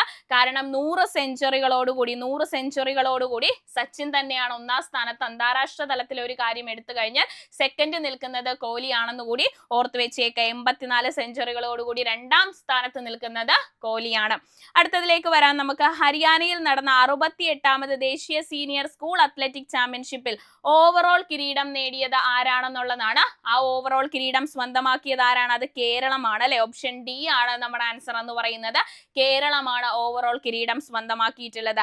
ഹരിയാനയിൽ നടന്ന 68ാമത് ദേശീയ സീനിയർ സ്കൂൾ അത്ലറ്റിക് ചാമ്പ്യൻഷിപ്പിലാണ് ഓവറോൾ കിരീടം ആര് സ്വന്തമാക്കിയത്? കേരളം സ്വന്തമാക്കിയത്. 2ാം സ്ഥാനത്ത് ആരാണ്? അത് ഹരിയാനയാണ് അല്ലെ. 2ാം സ്ഥാനത്തുള്ളത് ഹരിയാനയാണ്. അതുപോലെ തന്നെ ആൺകുട്ടികളുടെ വിഭാഗത്തിലും പെൺകുട്ടികളുടെ വിഭാഗത്തിലും ബെസ്റ്റ് അത്ലറ്റ്സ് ഉണ്ടായിരുന്നു. ആൺകുട്ടികളുടെ വിഭാഗത്തിൽ നോക്കിക്കഴിഞ്ഞാൽ അത് കേരളത്തിൽ നിന്നുള്ളതാണ്. ഫസലുൽ ഹക്ക് ആണ് കേട്ടോ. ഫസലുൽ ഹക്ക് ആണ് ബെസ്റ്റ് അത്ലറ്റ് ആയിട്ട് ആൺകുട്ടികളുടെ വിഭാഗത്തിൽ നിന്ന് സെലക്ട് ആയത്. ഇനി പെൺകുട്ടികളുടെ വിഭാഗം ആരാണെന്ന് ചോദിച്ചാൽ ഹരിയാനയുടെ ആർത്തിയുമാണ് പെൺകുട്ടികളുടെ വിഭാഗത്തിൽ എന്താണ് ബെസ്റ്റ് അത്ലറ്റ് ആയിട്ട് സെലക്ട് ചെയ്തിട്ടുള്ളത്. ഈ 2 കാര്യങ്ങളും ഓർത്ത് വെച്ചേക്കുക. ഇനി കേരളത്തിന്റെ മെഡൽ ഒന്ന് നോക്കിക്കഴിഞ്ഞാൽ 8 സ്വർണം കിട്ടിയിട്ടുണ്ട്, 3 വെള്ളി നേടിയിട്ടുണ്ട്, 6 വെങ്കലം ഉൾപ്പെടെ 17 മെഡലുകളാണ് ആര് നേടിയിട്ടുള്ളത്? നമ്മുടെ കേരളം നേടി 1ാം സ്ഥാനത്ത് എത്തിയിട്ടുള്ളത്. അപ്പൊ 68ാമത് ഹരിയാനയിൽ നടന്നതാണ് 68ാമത് ദേശീയ സീനിയർ സ്കൂൾ അത്ലറ്റിക് ചാമ്പ്യൻഷിപ്പ് ആണ്. ഇന്ത്യയുടെ മെഡൽ നേട്ടം എങ്ങനെയാണ്? 8 സ്വർണം, 3 വെള്ളി, 6 വെങ്കലവും ഉൾപ്പെടെ 17 മെഡലുകളാണ് കേരളം നേടിയിട്ടുള്ളത്. കേരളം 1ാം സ്ഥാനമാണ് കരസ്ഥമാക്കിയിരിക്കുന്നത് കേട്ടോ. അടുത്ത ക്വസ്റ്റ്യനിലേക്ക് വരാൻ നമുക്ക്. കേന്ദ്ര സർക്കാർ പുതിയ മൊബൈൽ ഫോണുകൾ നടപ്പിലാക്കുന്ന സുരക്ഷ ആപ്പ് ഏതാണെന്നുള്ളതാണ്. അത് സഞ്ചാർ സാഥി ആപ്പ് എന്ന് പറയുന്നതാണ് അല്ലെ. സഞ്ചാർ സാഥി ആപ്പ് എന്ന് പറയുന്നതാണ്. ഓർത്തു വെച്ചേക്കണം. കേന്ദ്ര സർക്കാർ പുതിയ മൊബൈൽ ഫോണുകളിൽ നടപ്പിലാക്കുന്ന സുരക്ഷ ആപ്പാണ് ഏതെന്ന് പറയുന്നത്? സഞ്ചാർ സാഥി ആപ്പ് എന്ന് പറയുന്നത്. ഇമ്പോർട്ടന്റ് ആണ്. ആദ്യം ഇത് നിർബന്ധമാണെന്നൊക്കെയായിരുന്നു പറഞ്ഞു വെച്ചിരുന്നത്. പിന്നീട് പാർലമെന്റിന്റെ അകത്തും പുറത്തുമായിട്ടൊക്കെ നമ്മുടെ റൈറ്റ് ടു പ്രൈവസി എന്ന് പറയുന്ന ഒരു കാര്യത്തിലേക്കുള്ള കടന്നുകയറ്റമാണ് ഈ ഒരു ആപ്പ് നിർബന്ധമാക്കുന്നത്. എന്നീ കാരണങ്ങളൊക്കെ ചൂണ്ടിക്കാട്ടിയുള്ള പ്രതിഷേധങ്ങൾക്കൊക്കെ നടുവിൽ നിങ്ങളുടെ സുരക്ഷയ്ക്ക് വേണ്ടിയിട്ടാണ് വേണമെങ്കിൽ ഇത് നമുക്ക് ഡൗൺലോഡ് ചെയ്താൽ മതി എന്നൊരു തീരുമാനത്തിലേക്ക് കേന്ദ്രം എത്തിയിട്ടുണ്ടായിരുന്നു. സോ ഓർത്ത് വെച്ചേക്കാം. കേന്ദ്ര സർക്കാർ പുതിയ മൊബൈൽ ഫോണുകളിൽ നടപ്പിലാക്കുന്ന സുരക്ഷാ ആപ്പ് ഏതാണെന്ന് ചോദിച്ചാൽ പറഞ്ഞു വെക്കണം. സഞ്ചാർ സാഥി ആപ്പ് എന്ന് പറയുന്നതാണ്. ഓർത്ത് വെച്ചേക്കണം കേട്ടോ. അടുത്തതിലേക്ക് വരാൻ നമുക്ക്. 2025 സെയ്ദ് മോദി ഇന്റർനാഷണൽ ബാഡ്മിന്റൺ ടൂർണമെന്റിൽ വനിതാ ഡബിൾസിൽ കിരീടം നേടിയത് ആരെല്ലാമാണെന്നാണ് ചോദിച്ചിരിക്കുന്നത്. 2025 സെയ്ദ് മോദി ഇന്റർനാഷണൽ ആണ് ബാഡ്മിന്റൺ ടൂർണമെന്റിലാണ് വനിതാ ഡബിൾസിലാണ് കിരീടം നേടിയിട്ടുള്ളത്. ആരാണെന്ന് ചോദിച്ചാൽ ഇവിടെ നോക്കിക്കേ. നമ്മളൊരു കോഡ് പറഞ്ഞിട്ടുണ്ടായിരുന്നു. എന്താണ്? മോദിക്ക് ബാഡ് ലക്ക് വന്നു കഴിഞ്ഞാൽ മോദി എന്ത് ചെയ്യും? ഒന്നെങ്കിൽ ട്രീ നടും അല്ലെ, ട്രീ നടും. എന്നിട്ടും ജോളി ആയില്ലെങ്കിൽ ഗോപിയോടൊരു ഗായത്രി മന്ത്രം പാടാൻ പറയൂ എന്ന് പറഞ്ഞല്ലേ. ഗോപിയോട് എന്ത് പാടാൻ പറയും? ഒരു ഗായത്രി മന്ത്രം പാടാൻ പറയൂ എന്ന് പറഞ്ഞു. ട്രീസ ജോളി ഗായത്രി ഗോപിചന്ദ് സഖ്യമാണ് അല്ലെ. അപ്പൊ 2025 സെയ്ദ് മോദി ഇന്റർനാഷണൽ ബാഡ്മിന്റൺ ടൂർണമെന്റിൽ വനിതാ ഡബിൾസിൽ കിരീടം നിലനിർത്തിയത് ആരൊക്കെയാണ്? അത് ട്രീസ ജോളിയും അതുപോലെ തന്നെ ഗായത്രി ഗോപിചന്ദ് സഖ്യവുമാണെന്ന് ഓർത്തു വെച്ചേക്ക. ആരാണ് പരാജയപ്പെട്ടത്? ജപ്പാന്റെ താരങ്ങളെയാണ് അല്ലെ പരാജയപ്പെടുത്തിയത്. ജപ്പാന്റെ താരങ്ങളെയാണ്. നമ്മൾ എന്ത് പറഞ്ഞു? ബാഡ് ലക്ക് കൊണ്ട് ജപ്പാന്റെ താരങ്ങൾക്ക് എന്ത് വന്നു? പനി വന്നത് കൊണ്ടാണ് അവർ തോറ്റുപോയത്. അപ്പൊ ബാഡ് ലക്ക് കൊണ്ട് തോറ്റുപോയത് പനി വന്നത് കൊണ്ടാണ്. ജപ്പാൻ ഓർത്തു വെക്കണം. അപ്പൊ പനി വരുമ്പോ അവരെങ്ങനെ ജപ്പാൻ ഭാഷയിൽ എങ്ങനെ പറയും? കഹോ ഒസാവ മായി തനാബി എന്ന് പറയല്ലേ. ഓ സാരയില്ല, ഒന്നു മയങ്ങിയ മാറിക്കോളൂ അല്ലെ. പനി വരുമ്പോ ജപ്പാൻ ഭാഷയിൽ അവരെങ്ങനെ പറയും? തോറ്റുപോയപ്പോ അവര് പറയുകയാണ് കഹോ ഒസാവ മായി തനാബെ എന്നാണ്. ഓ സാരയില്ല, കഹോ ഒസാവ പഠിച്ചു വെച്ചേക്കാം. ഒന്ന് മയങ്ങിയ താനെ മാറിക്കോളും. മായി തനാബെയാണ് പരാജയപ്പെടുത്തിയിട്ടുള്ളത്. അപ്പൊ ഫൈനലിൽ പരാജയപ്പെടുത്തിയ ജപ്പാന്റെ താരങ്ങള് കഹോ ഒസാവ മായി തനാബെയുമാണ്. അപ്പൊ ബാഡ് ലക്ക് എന്ന് പറഞ്ഞത് കൊണ്ട് ഉത്തർപ്രദേശിലെ ലക്നൌവിലാണ് മത്സരം നടന്നതെന്ന് കൂടി ഓർത്തു വെച്ചേക്കണം കേട്ടോ. നമ്മൾ ഇത്രയും നേരം ബാഡ് ലക്ക് ബാഡ്മിന്റൺ ആണ് കേട്ടോ. അപ്പൊ ഉത്തർപ്രദേശിലെ ലക്നൌവിലാണ് എന്ത് നടന്നത്? ഈ ഒരു മത്സരം നടന്നതെന്ന് കൂടി പഠിച്ചു വെച്ചേക്കണം. നെക്സ്റ്റ് ക്വസ്റ്റ്യനിലേക്ക് നമ്മൾ വന്നു. പേവിഷബാധയ്ക്കെതിരെ വാക്സിൻ സ്വീകരിച്ചവരിൽ ആന്റിബോഡി ഉണ്ടോ എന്ന് പരിശോധിക്കുന്നതിന് വേണ്ടി സ്യൂഡോ വൈറസ് ന്യൂട്രലൈസേഷൻ ടെസ്റ്റ് വികസിപ്പിച്ച കേരളത്തിലെ സ്ഥാപനം ഏതാണ് എന്നാണ് ചോദിച്ചിട്ടുള്ളത്. ഏത് സ്ഥാപനമാണ് വികസിപ്പിച്ചിട്ടുള്ളത്? പേവിഷബാധയ്ക്കെതിരെയാണ്. വാക്സിൻ സ്വീകരിച്ചവരിലാണ്. ആന്റിബോഡി ഉണ്ടോ എന്ന് പരിശോധിക്കുന്നതിന് വേണ്ടിയിട്ടാണ്. അതായത് വാക്സിൻ എടുത്തു കഴിഞ്ഞ് ഇവരുടെ രക്തം പരിശോധിച്ചിട്ട് അതിൻ്റെ അകത്ത് എത്രമാത്രം എന്താണ് വാക്സിൻ ഫലപ്രദമായിട്ടുണ്ടോ എന്നറിയുന്നതിന് വേണ്ടിയിട്ടുള്ള ടെസ്റ്റ് ആണ് ഏതെന്ന് പറയുന്നത്? സ്യൂഡോ വൈറസ് ന്യൂട്രലൈസേഷൻ ടെസ്റ്റ് എന്ന് പറയുന്നത്. ഇത് വികസിപ്പിച്ച കേരളത്തിലെ സ്ഥാപനം ചോദിച്ചാൽ അത് ഇൻസ്റ്റിറ്റ്യൂട്ട് ഓഫ് അഡ്വാൻസ് വൈറോളജി തോന്നയ്ക്കലാണ് അല്ലെ.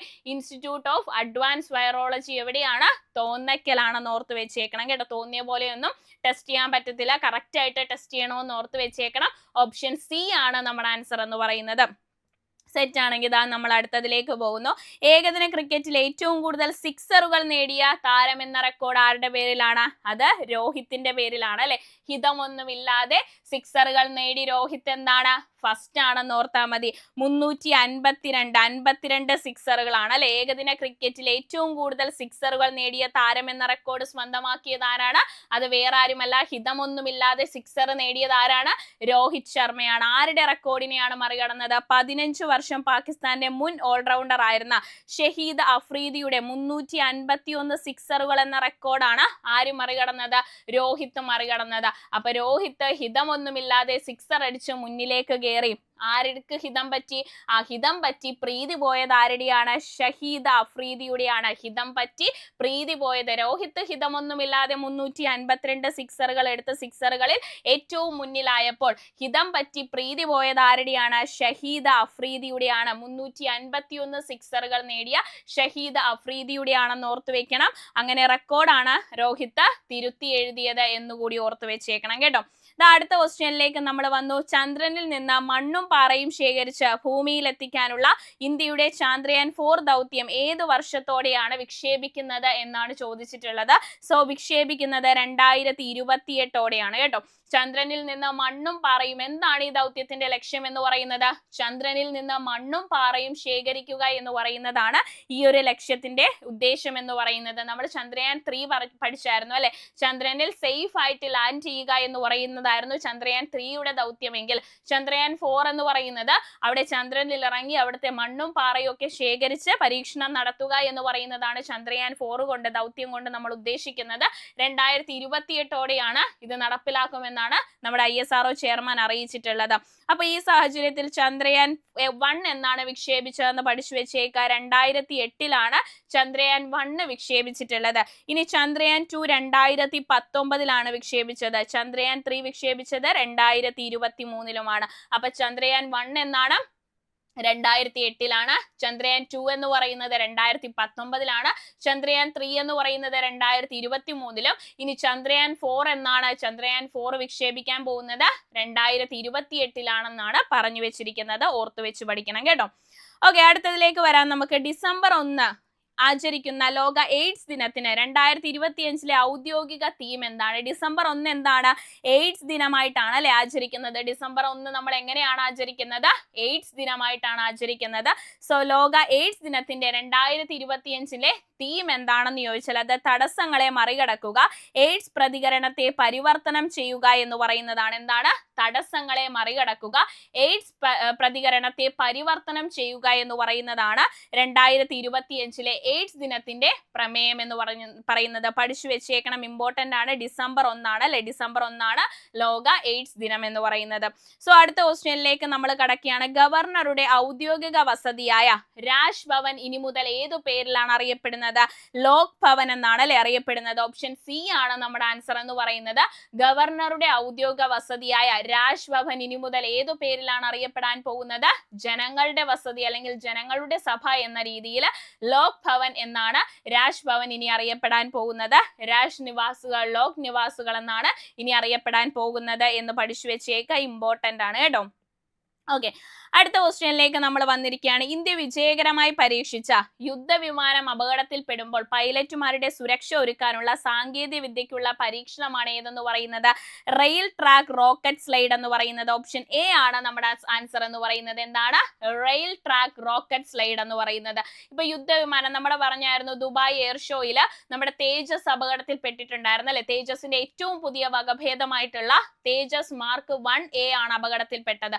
സോ ആ അപകടത്തിൽ എന്താണ്? ആ അപകടത്തിൽ നമുക്ക് ധീരനായിട്ടുള്ള ഒരു വൈമാനികനെ നഷ്ടപ്പെട്ടു എന്നൊക്കെ നമ്മൾ പഠിച്ചായിരുന്നു. ഇനി ഈ സമയത്ത് എന്താണ്? നമ്മുടെ യുദ്ധവിമാനങ്ങൾ അപകടത്തിൽപ്പെട്ട് കഴിഞ്ഞാൽ, അപ്പൊ എന്തെങ്കിലും ഒരു കാര്യം, നമ്മുടെ എന്തെങ്കിലും ഒരു വീഴ്ചയോ എന്തെങ്കിലും ഒരു ആപത്തോ പറ്റിക്കഴിഞ്ഞു കഴിഞ്ഞാൽ നമ്മൾ അതിനെതിരെ എന്താണ്? ഇന്ത്യ ഉറപ്പായിട്ടും പ്രിക്കോഷൻ എടുത്തിരിക്കും. ഇനി അങ്ങനെ ഒരു അപകടം ഉണ്ടാകാതിരിക്കാനും ഒരു ജീവൻ നഷ്ടപ്പെടാതിരിക്കാനും നമ്മൾ തീർച്ചയായിട്ടും അതിനെതിരെ എന്താണ്?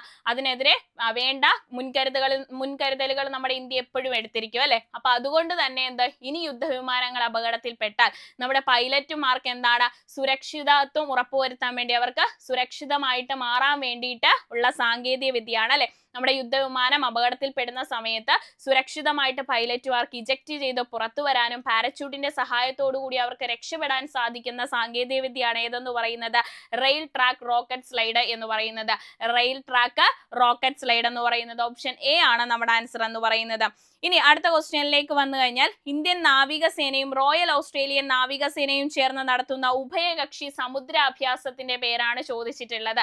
ഇത് പഠിച്ച സമയത്ത് നമ്മൾ പറഞ്ഞായിരുന്നു, മൂലങ്കുഴിയുടെ മൂയും സഹദേവന്റെ സായും എടുത്തു വെച്ച് കഴിഞ്ഞാൽ രണ്ടും കൂട്ടിച്ചേർത്ത് കഴിഞ്ഞാൽ CID സമു എന്നൊക്കെ പറയുന്നത് പോലെ ഇന്ത്യൻ നാവികസേനയും റോയൽ ഓസ്ട്രേലിയൻ നാവികസേനയും ചേർന്നിട്ടുള്ള ഒരു ഉഭയകക്ഷി സമുദ്രാഭ്യാസമാണ് അല്ലെ. സോ അത് തന്നെ ഓസ്ട്രേലിയയുടെ ഓസും ഇന്ത്യയുടെ ഇന്നും ഒക്കെ എടുത്തു കഴിഞ്ഞാൽ ഓസിൻഡെക്സ് എന്നാണ് നമുക്ക് കിട്ടുന്നത് കേട്ടോ. ഓസിൻഡെക്സ് എന്ന് പറയുന്ന സമുദ്രാഭ്യാസമാണ്, ഉഭയകക്ഷി സമുദ്രാഭ്യാസമാണ്. ആരൊക്കെ തമ്മിലാണ്? ഇന്ത്യൻ നാവികസേനയും ഓസ്ട്രേലിയയുടെ നാവികസേനയും തമ്മിലുള്ള ഉഭയകക്ഷി സമുദ്രാഭ്യാസമാണ് ഏതെന്ന് പറയുന്നത്? ഓസിൻഡെക്സ് എന്ന് പറയുന്നത്. ഓർത്തു വെച്ചേക്കണം, ഇമ്പോർട്ടന്റ് ആണ്. അപ്പൊ ഓസിൻഡെക്സ് 2025 പങ്കെടുക്കുന്ന കപ്പലുകൾ ഏതൊക്കെയാണ്? ഇന്ത്യയെ സഹായിക്കാൻ വേണ്ടി വന്നത് INS സഹ്യാദ്രി ആണ് അല്ലെ. ഇന്ത്യയെ സഹായിക്കാൻ വേണ്ടി വന്നത് ആരാണ്?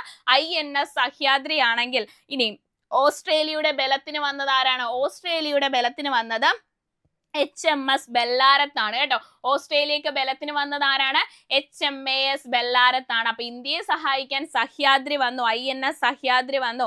ഇനി ഓസ്ട്രേലിയയുടെ ബലത്തിന് വന്നത് ആരാണ്? HMAS ബെല്ലാരത്തുമാണ് ഓസ്ട്രേലിയയുടെ സഹായത്തിന് വന്നത്. അപ്പൊ ഓസിൻഡെക്സ് 2025 നടത്തിയപ്പോൾ ആ ഒരു നമ്മുടെ സമുദ്ര അഭ്യാസത്തില് വന്ന കപ്പലുകളാണ് പഠിച്ചിട്ടുള്ളത്. നമ്മളിപ്പോ അടുത്ത ക്വസ്റ്റ്യനിലേക്ക് പോകാം. അടുത്ത ക്വസ്റ്റ്യൻ ഇതാണ്. 2025 ഡിസംബറിൽ നടക്കുന്ന ഇന്ത്യ മാലദ്വീപ് സംയുക്ത സൈനിക അഭ്യാസം. നമ്മളിപ്പോ ഒരു ഉഭയകക്ഷി സമുദ്രാഭ്യാസത്തെ കുറിച്ച് പഠിച്ചു അല്ലെ. ഓസ്ട്രേലിയയും ഇന്ത്യൻ നാവികസേനയും തമ്മിലുള്ള ഒരു ഉഭയകക്ഷി സമുദ്രാഭ്യാസമാണ് ഓസിൻഡെക്സ് എങ്കിൽ, അടുത്ത നമ്മളൊരു സംയുക്ത സംയുക്ത സൈനികാഭ്യാസത്തെ കുറിച്ച് പഠിക്കുകയാണ്. ഏതാണ് നമ്മൾ പഠിച്ചത്? മാലിദ്വീപും ഇന്ത്യയും തമ്മിലുള്ള സംയുക്ത സൈനികാഭ്യാസമാണ് അല്ലെ. അപ്പൊ മാലിദ്വീപും ഇന്ത്യയും തമ്മിലുള്ള സംയുക്ത സൈനികാഭ്യാസത്തിന്റെ പേരെന്താണ്? ഏക്വെറിൻ എന്ന് പറയുന്നതാണ് അല്ലെ. ഏക്വെറിൻ എന്ന് പറയുന്നതാണ് ആ ഒരു സംയുക്ത സൈനികാഭ്യാസം എന്ന് പറയുന്നത്. ഇനി ഇത് നടക്കുന്നതാണ് ഇമ്പോർട്ടന്റ്, തലസ്ഥാനത്താണ്, നമ്മുടെ തിരുവനന്തപുരത്താണ് ഇതിന് തുടക്കമായത്. ഡിസംബർ 2 മുതൽ 15 വരെയാണ് ഈ ഒരു സൈനികാഭ്യാസം നടക്കുന്നത് എന്നുകൂടി ഓർത്തു വെച്ചേക്കണം, ഇമ്പോർട്ടന്റ് ആണ്. ഇതെവിടെയാണ്? തിരുവനന്തപുരം തലസ്ഥാനത്താണ് ഇതിന് വേദിയാകുന്നത് എന്നുകൂടി ഓർത്തു വെച്ചേക്കണം കേട്ടോ. അപ്പൊ ഇന്ത്യയും മാലദ്വീപും തമ്മിലുള്ള സംയുക്ത സൈനികാഭ്യാസമാണ് ഏക്വെറിൻ എന്ന് പറയുന്നത്. ഇനി ഒരു കാര്യം കൂടി, ഏക്വെറിൻ എന്ന് പറയുന്നത് മാലി ഭാഷയിൽ എങ്ങനെയാണ്? സുഹൃത്ത് എന്നാണ് അർത്ഥം വരുന്നത് അല്ലെ. സുഹൃത്ത് എന്നാണ്. അപ്പൊ നമ്മുടെ സുഹൃത്തിനോട് നമ്മൾ എന്ത് പറയും? എടാ ഒരു കാര്യത്തിലും നീ വറി ചെയ്യണ്ട എന്ന് പറഞ്ഞു അല്ലെ. ഒരു കാര്യം എന്ന് പറയുമ്പോൾ ഹിന്ദിയിൽ എങ്ങനെ പറയും? ഏക്ക് എന്ന് പറയും അല്ലെ. ഏക്ക്, ഒരു കാര്യത്തിന് നീ വറി ചെയ്യേണ്ട. ഏക്വെറിൻ എന്ന് പറയുന്നതാണ് ആ ഒരു സംയുക്ത സൈനികാഭ്യാസം എന്ന് പറയുന്നത്. ആരൊക്കെ തമ്മിലാണ്? ഇന്ത്യ മാലയിട്ട് സ്വീകരിച്ച ഇന്ത്യയുടെ സുഹൃത്താണ് മാലിദ്വീപ് എന്ന് കൂടി ഒന്ന് മനസ്സിലാക്കി വെച്ചാൽ ഇന്ത്യയും മാലിദ്വീപും തമ്മിലുള്ള സംയുക്ത സൈനികാഭ്യാസമാണ്. എടാ സുഹൃത്തെ, നീ ഒരു കാര്യത്തിലും വറി ചെയ്യേണ്ട, ഏക്വെറിൻ എന്ന് പറയുന്നതാണ്. ഏക്ക് എന്ന് പറഞ്ഞാൽ ഒന്ന് കേട്ടോ, ഒരു കാര്യത്തിലും വറി ചെയ്യേണ്ട. അങ്ങനെ ഒന്ന് പഠിച്ചു വെച്ചേക്കണം. അടുത്തത് നമ്മൾ എന്താണ്? അടുത്തത് നമ്മളൊരു സംയുക്ത സൈനികാഭ്യാസത്തിലേക്കാണ് വരുന്നത്. ഈ സംയുക്ത സൈനികാഭ്യാസത്തിന്റെ പേര് നമുക്കറിയാവുന്നതാണ്. എന്താണ്? സൂര്യകിരൺ എന്ന് പറയുന്നതാണ്. സൂര്യകിരണിന്റെ 19ാമത്തെ എഡിഷൻ ആണ് കേട്ടോ. സൂര്യകിരൺ എന്നൊക്കെ പറയുന്നത് ആരൊക്കെ തമ്മിലാണ്? ഇന്ത്യയും നേപ്പാളും തമ്മിലുള്ള വാർഷിക സംയുക്ത സൈനികാഭ്യാസമാണ് എന്തെന്ന് പറയുന്നത്? സൂര്യകിരൺ എന്ന് പറയുന്നത്. സൂര്യകിരണിന്റെ എത്രാമത്തെ എഡിഷൻ ആണ്? 19ാമത്തെ എഡിഷൻ ആണെന്ന് കൂടി ഓർത്തു വെച്ചേക്കണം. എവിടെയാണ് നടക്കുന്നത് എന്നതാണ് ഇമ്പോർട്ടന്റ്. പിത്തോറാഘട്ട് ഉത്തരാഖണ്ഡിലാണ് നടക്കുന്നത് അല്ലെ. ഇന്ത്യയും നേപ്പാളും തമ്മിലുള്ള വാർഷിക സംയുക്ത സൈനികാഭ്യാസമാണ് എന്തെന്ന് പറയുന്നത്? സൂര്യകിരൺ എന്ന് പറയുന്നത്. സൂര്യകിരണിന്റെ 19ാമത് എഡിഷൻ ആണ്. എവിടെയാണ് നടക്കുന്നത്? പിത്തോറാഘട്ട് ഉത്തരാഖണ്ഡിലാണ് നടക്കുന്നത്. എങ്ങനെ പഠിച്ചു വെക്കണം? നമ്മൾ പറഞ്ഞ കോഡ്, നിങ്ങളുടെ ഒരുപാട് കോഡുകൾ ഉണ്ട്. പിത്തം വന്നു എന്നൊക്കെയുള്ള ഒരുപാട് കോഡുകൾ ഉണ്ടായിരുന്നു. ഇനി നമ്മുടെ കോഡ് എന്തായിരുന്നു? ഇന്ത്യയിലേക്ക് സൂര്യന്റെ കിരണം ഒന്ന് പാളി വീണ് കഴിഞ്ഞാൽ ഉത്തര പുറത്തോട്ട് ഓടും അല്ലെ. കാരണം എന്താണ്? ഉത്തരക്ക് കുറച്ച് വൈറ്റമിൻ ഡിയുടെ ഡെഫിഷ്യൻസി ഉണ്ട്. സോ അതുകൊണ്ട് ഉത്തര ഒന്ന് പാളി വീണ് കഴിഞ്ഞാൽ, സൂര്യന്റെ കിരണം ഇന്ത്യയിലേക്ക് ഒന്ന് പാളി വീണ് കഴിഞ്ഞാൽ, സൂര്യകിരണം ഓർത്ത് വെക്കുക, ഇന്ത്യയിലേക്ക് പാളി വീണു, ഇന്ത്യയും നേപ്പാളും എന്ന് ഓർത്ത് വെക്കുക. ഉത്തര പുറത്തോട്ടോടും. ഉത്തരാഖണ്ഡ് പിത്തോറാഘട്ട് ഓർത്ത് വെച്ചേക്ക കേട്ടോ. നിങ്ങളുടെ കോഡുകളും അടിപൊളിയാണ്. അപ്പൊ കമന്റ് ബോക്സിൽ കമന്റ് ആയിട്ട് രേഖപ്പെടുത്തണം കേട്ടോ. ഓക്കെ, അടുത്തതിലേക്ക് വന്നു കഴിഞ്ഞാൽ ഓക്സ്ഫോർഡ് ഇംഗ്ലീഷ് നിഘണ്ടുവിന്റെ 2025 വാക്കായി തിരഞ്ഞെടുക്കപ്പെട്ടത് ഏതാണെന്നുള്ളതാണ്. ഏതായിരുന്നു ആ വാക്കെന്ന് പറയുന്നത്? റേജ് ബെയ്റ്റ് എന്ന് പറയുന്നതാണ് അല്ലെ. റേജ് ബെയ്റ്റ് എന്ന് പറയുന്നതാണ്. ഇവിടെ നമ്മൾ പഠിച്ചു ഓക്സ്ഫോർഡ് ഇംഗ്ലീഷ് നിഘണ്ടുവിന്റെ 2025 വാക്കാണ് റേജ് ബെയ്റ്റ് എന്ന് പറയുന്നത്. എന്താണ് ഈ റേജ് ബെയ്റ്റ് എന്ന് പറയുന്ന നിർവചനം കൊണ്ട് ഉദ്ദേശിക്കുന്നത്? നമ്മുടെ സോഷ്യൽ മീഡിയ അക്കൗണ്ടുകളിലോ നമ്മുടെ വെബ്സൈറ്റുകളിലോ ഒക്കെ ആളുകളുടെ എണ്ണം റീച്ച് കൂട്ടുന്നതിന് വേണ്ടിയിട്ട് നെഗറ്റീവ് കണ്ടന്റ്സ് അല്ലെ, നമ്മുടെ ജനങ്ങളിൽ വിരോധവും അതുപോലെ തന്നെ വിദ്വേഷവും ഒക്കെ ജനിപ്പിക്കുന്ന കണ്ടന്റുകൾ എന്താണ്? ആളുകളെ കൂട്ടുന്നതിന് വേണ്ടിയിട്ട്, റീച്ച് കൂട്ടുന്നതിന് വേണ്ടിയിട്ട് നമ്മൾ എഴുതിയിടുന്നതും പോസ്റ്റ് ചെയ്യുന്നതുമായിട്ടുള്ള നെഗറ്റീവ് പബ്ലിസിറ്റി ആണ് എന്തിനെ കൊണ്ട് ഉദ്ദേശിക്കുന്നത്? ഈ റേജ് ബെയ്റ്റ് എന്ന് പറയുന്ന സംഭവത്തിനെ കൊണ്ട് ഉദ്ദേശിക്കുന്നത്. നമ്മുടെ വെബ് പേജിലോ സാമൂഹ്യ മാധ്യമ അക്കൗണ്ടിലോ ഒക്കെ ആളുകളെ കൂട്ടുന്നതിന് വേണ്ടിയിട്ട് നമ്മൾ നെഗറ്റീവ് കണ്ടന്റ് വിടുന്നതിനെയാണ്, അല്ലെങ്കിൽ നെഗറ്റീവ് പറയുന്നതിനെയാണ് നമ്മൾ റേജ് ബെയ്റ്റ് എന്ന് പറയുന്നത്. ഇനി അതുപോലെ തന്നെ നമ്മൾ കുറച്ച് 2025 മറ്റ് വാക്കുകളെ കൂടി പഠിച്ചായിരുന്നു. ഏതൊക്കെയായിരുന്നു? നമ്മുടെ കോളിംഗ്സ് ഡിക്ഷണറിയുടെ 2025 വാക്കാണ് വൈബ് കോഡിംഗ് എന്ന് പറയുന്നത് അല്ലെ. ഏതാണ്? വൈബ് കോഡിംഗ് എന്ന് പറയുന്നതാണ്. ഇനി നമ്മുടെ കോംബ്രിഡ്ജ് ഡിക്ഷണറിയുടെ 2025 വാക്ക് ഏതായിരുന്നു? കോംബ്രിഡ്ജ് ഡിക്ഷണറിയുടെ 2025 വാക്ക് എന്ന് പറയുന്നത് പാരാസോഷ്യൽ എന്ന് പറയുന്നതായിരുന്നു. അതുപോലെ തന്നെ dictionary.comന്റെ 2025 വാക്ക് 2 അക്കങ്ങളായിരുന്നു. അത് 6ഉം 7ഉം ആയിരുന്നു അല്ലെ. 2 അക്കങ്ങളായിരുന്നു, 6ഉം 7ഉം ആയിരുന്നു. അപ്പൊ ഇത്രയും കാര്യങ്ങൾ കൂടി ആ സമയത്ത് എന്താണ് ഈ ഒരു സാഹചര്യത്തിൽ ഓർത്തെടുക്കാൻ ശ്രമിക്കണം. നേരത്തെ പഠിച്ച കാര്യങ്ങളെയും കൂടി ഓർത്തെടുക്കാൻ പറ്റണം കേട്ടോ. അടുത്തതിലേക്ക് നമ്മൾ വന്നു. 3 ദിവസമായി നടന്ന സംസ്ഥാന സ്പെഷ്യൽ സ്കൂൾ കലോത്സവ ജേതാക്കൾ ആരാണെന്നുള്ളതാണ്. ആരാണ് 3 ദിവസമായി നടന്ന സംസ്ഥാന സ്പെഷ്യൽ സ്കൂൾ കലോത്സവ ജേതാക്കൾ എന്ന് പറയുന്നത് തൃശ്ശൂരാണ് കേട്ടോ. ഓപ്ഷൻ ഡി ആണ് നമ്മുടെ ആൻസർ എന്ന് പറയുന്നത്, തൃശ്ശൂരാണെന്ന് ഓർത്ത് വെച്ചേക്കണം. അടുത്തതിലേക്ക് നമ്മൾ വന്നു. ചൊവ്വയിൽ 350 കോടി പഴക്കമുള്ള, ചൊവ്വയിൽ 350 കോടി പഴക്കമുള്ള ഗർത്തത്തിന് നൽകിയ പേര് എന്താണെന്നുള്ളതാണ് അടുത്ത ക്വസ്റ്റ്യൻ. എന്താണ് ഗർത്തത്തിന് നൽകിയിരിക്കുന്ന പേരെന്ന് പറയുന്നത്?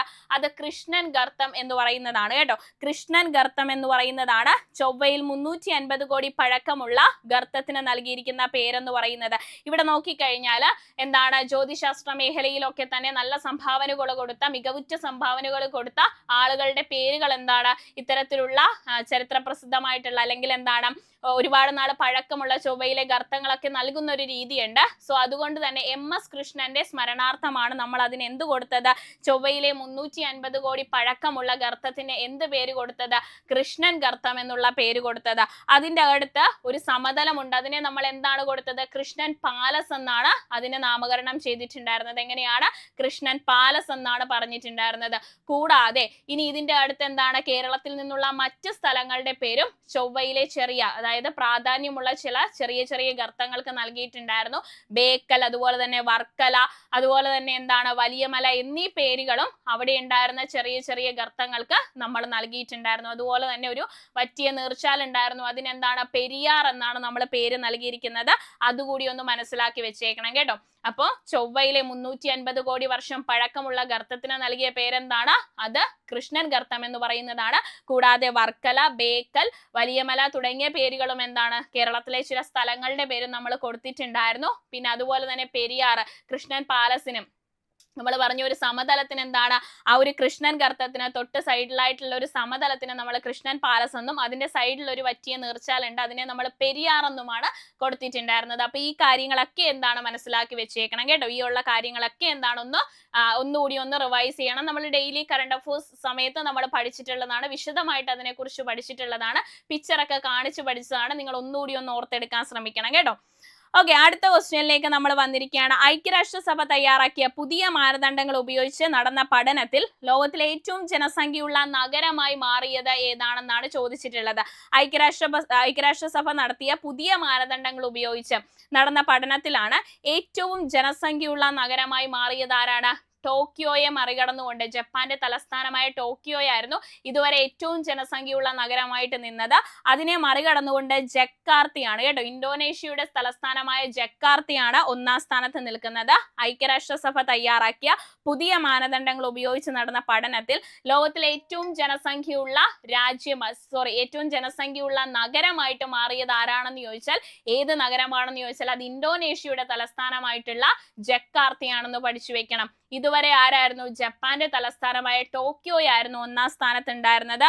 അങ്ങോട്ടേക്കാണ് ആര് വന്നത്? ജക്കാർത്ത വന്നിട്ടുള്ളത് അല്ലെ. അതിനെ മറികടന്നുകൊണ്ടാണ് ജക്കാർത്ത വന്നത്. പക്ഷെ രണ്ടാം സ്ഥാനത്തുള്ളത് ആരാണെന്ന് ചോദിച്ചാൽ, ഇപ്പൊ നമ്മൾ ഒന്നാം സ്ഥാനം പറഞ്ഞാൽ ഏറ്റവും ജനസംഖ്യയുള്ള രാജ്യം ചോദിച്ചു കഴിഞ്ഞാൽ അത് ആരാണ്? അത് ഇന്ത്യയാണെന്ന് പഠിച്ചു വെക്കണം കേട്ടോ. ഏറ്റവും ജനസംഖ്യയുള്ള രാജ്യം എന്ന് പറയുന്നത് ഇന്ത്യയാണ്. പക്ഷെ ഏറ്റവും ജനസംഖ്യയുള്ള നഗരം എന്ന് പറയുന്നത്, ലോകത്തിലെ ഏറ്റവും ജനസംഖ്യയുള്ള നഗരം എന്ന് പറയുന്നത് ഇന്തോനേഷ്യയുടെ തലസ്ഥാനമായ ജക്കാർത്തയാണ്. ഇനി രണ്ടാം സ്ഥാനത്ത് ബംഗ്ലാദേശിന്റെ തലസ്ഥാനമായ ധാക്കയും, മൂന്നാം സ്ഥാനത്താണ് ആര് വരുന്നത്? ജപ്പാന്റെ തലസ്ഥാനമായ ടോക്കിയോ വരുന്നത് മൂന്നാം സ്ഥാനത്താണ്. ഇനി നാലാം സ്ഥാനത്ത് ആരാണ് ചോദിച്ചാൽ അത് ഇന്ത്യയുടെ തലസ്ഥാനമായ ഡൽഹിയാണ് വരുന്നത്. അപ്പൊ ഒന്നാം സ്ഥാനത്ത് ആരാ വരുന്നത്? അത് ഇന്തോനേഷ്യയുടെ തലസ്ഥാനമായ ജക്കാർത്തയും, രണ്ടാം സ്ഥാനത്ത് ബംഗ്ലാദേശിന്റെ തലസ്ഥാനമായ ധാക്കയും, രണ്ടാം സ്ഥാനത്താണ് ജപ്പാന്റെ തലസ്ഥാനമായ ടോക്കിയോ വരുന്നത്. മൂന്നാം സ്ഥാനത്ത് ആരാണെന്ന് ചോദിച്ചാൽ അത് ഇന്ത്യയുടെ തലസ്ഥാനമായിട്ടുള്ള ഡൽഹിയാണ്. നാലാം സ്ഥാനത്തുള്ളത്, മൂന്നാം സ്ഥാനത്ത് ടോക്കിയോയുമാണ് കേട്ടോ.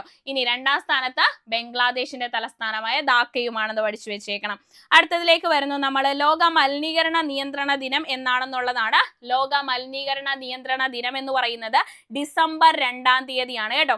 എന്താണ് 2025 പ്രമേയം? Green habit, clean habit, green action for a blue planet എന്ന് പറയുന്നതാണ്. എന്താണ് ലോക മലിനീകരണ നിയന്ത്രണ ദിനം എന്താണെന്ന് ചോദിച്ചാൽ അത് ഡിസംബർ 2-ാം തീയതിയാണെന്ന് പഠിച്ചു വെക്കണം. എന്താണ് 2025 പ്രമേയം? Green habit, clean habit, green action for a blue planet എന്ന് പറയുന്നതാണെന്ന് പഠിച്ചു വെക്കണം. ഇമ്പോർട്ടന്റ് ആണ്. നമ്മൾ പറഞ്ഞായിരുന്നു ഒരു നഴ്സറി പോയം പോലെ ചൊല്ലാൻ പറ്റുന്ന ഒരു പ്രമേയമാണെന്ന് പറഞ്ഞു നമ്മൾ. Green habit, clean habit, green action for a blue planet എന്ന് പറയുന്നതാണ്.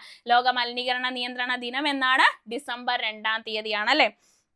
ഓക്കെ, അടുത്തതിലേക്ക് വരാം നമുക്ക്. ലൈഫ് ഇൻഷുറൻസ് കോർപ്പറേഷൻ ഓഫ് ഇന്ത്യയുടെ പുതിയ മാനേജിംഗ് ഡയറക്ടറായി നിയമിതനായിട്ടുള്ളത് ആരാണ്?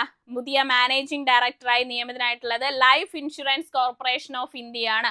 അപ്പൊ നമ്മള് ലൈഫ് എപ്പോഴും ഇൻഷുർ ചെയ്ത് വെക്കാൻ വേണ്ടി നമ്മൾ കൃഷ്ണനെയും രാമനെയും ഒക്കെ പ്രാർത്ഥിക്കും അല്ലെ. രാമകൃഷ്ണൻ ചന്ദർ ആണെന്ന് ഓർത്ത് വെച്ചേക്ക.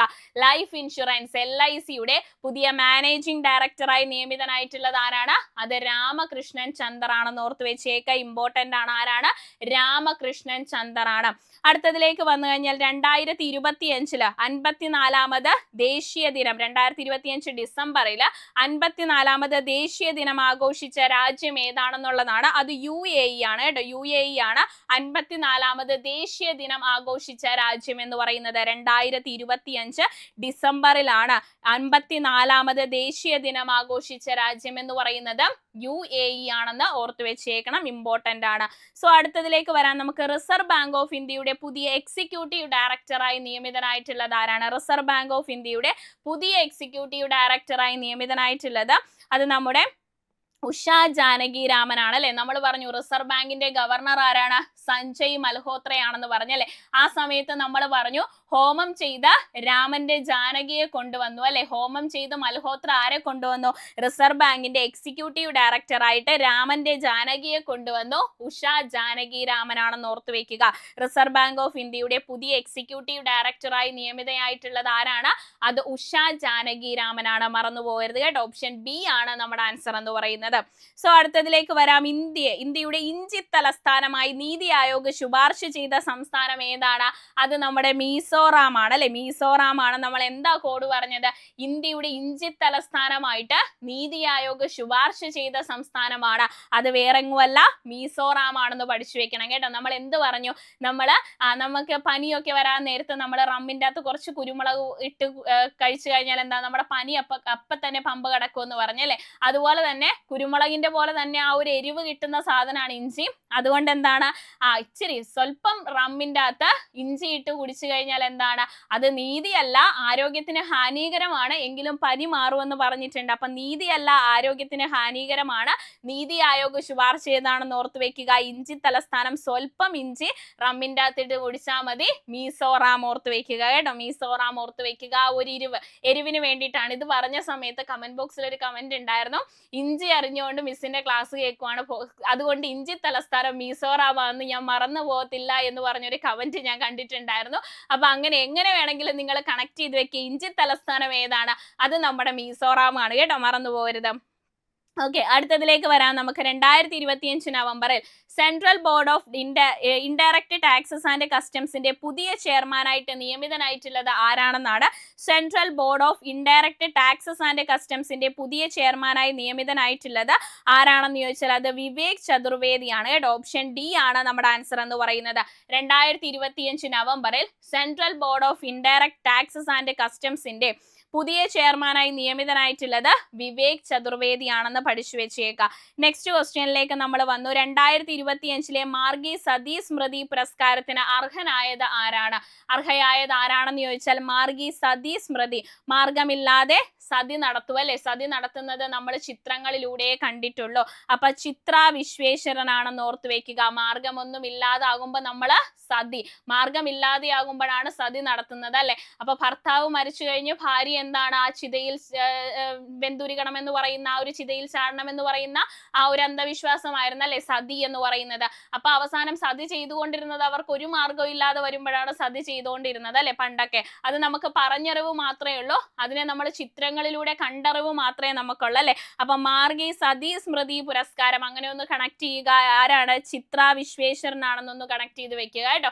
ചിത്ര വിശ്വേശ്വരനാണ് മാർഗി സതി സ്മൃതി പുരസ്കാരത്തിന് അർഹയായിട്ടുള്ളത്. ഓപ്ഷൻ A ആണ് നമ്മുടെ ആൻസർ എന്ന് പറയുന്നത്. ഇനി അടുത്തതിലേക്ക് വന്നാൽ നടപ്പു സാമ്പത്തിക വർഷം 2ാം പദത്തിൽ ജൂലൈ സെപ്റ്റംബർ 2025 ഇന്ത്യ രേഖപ്പെടുത്തിയ GDP വളർച്ചാ നിരക്ക് എത്രയാണ്? നടപ്പു സാമ്പത്തിക വർഷം 2ാം പദത്തിൽ നമ്മുടെ എന്താണ് GDP വളർച്ചാ നിരക്ക് എത്രയാണെന്നാണ്. ഇന്ത്യ രേഖപ്പെടുത്തിയ GDP വളർച്ചാ നിരക്ക് എന്ന് പറയുന്നത് 8.2% അല്ലെ. നമ്മൾ പറഞ്ഞു 8ന്റെ പണി വിട്ടാതിരിക്കാൻ വേണ്ടി GDPയുടെ വളർച്ചാ നിരക്ക് നമ്മൾ 2 വട്ടം നോക്കണം. 8ന്റെ പണി കിട്ടും, അല്ലെങ്കിൽ 8.2% ശതമാനമാണെന്ന് പഠിച്ചു വെച്ചേക്കുക. ഓപ്ഷൻ ബി ആണ് നമ്മുടെ ആൻസർ എന്ന് പറയുന്നത്. നടപ്പു സാമ്പത്തിക വർഷത്തിന്റെ രണ്ടാം പദത്തിൽ ഇന്ത്യ രേഖപ്പെടുത്തിയ GDP വളർച്ചാ നിരക്കാണ് എത്രയെന്ന് പറയുന്നത്?